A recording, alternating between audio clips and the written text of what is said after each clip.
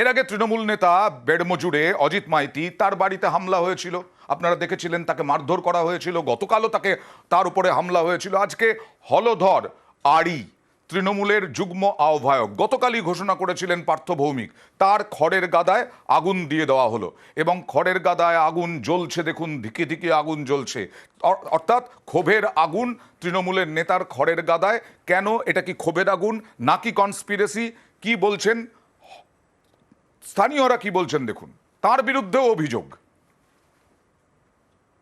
গ্রামের থেকে প্রত্যেকের কাছে টাকা নিয়েছি। আচ্ছা, আমার ছেলে মারা গেছে 3 বছর 3 মাস 3 দিন বয়স।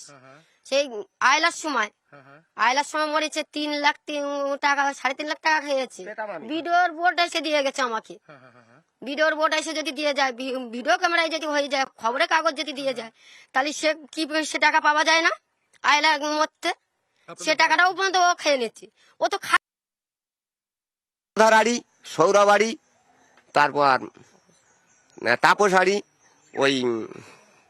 ওই যে স্বপনাড়ি, এরাই আমাদেরকে বেঁধেছে গাছে পিঠ মোড়া করে 2 স্বামী স্ত্রীকে।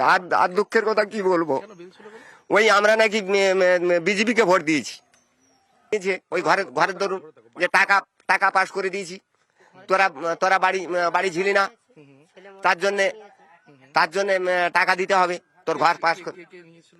হলো ধারাড়ি পুরনো লোক, কিন্তু এ তো টাকা প্রত্যেকের বাড়ির থেকে নিয়েছে।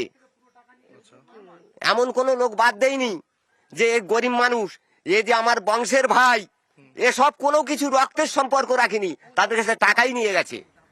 আমার প্রথম ইট পড়ার সঙ্গে সঙ্গে 200 ইট নিল, সেই ইটও আমাকে রিটার্ন দেয়নি। আমি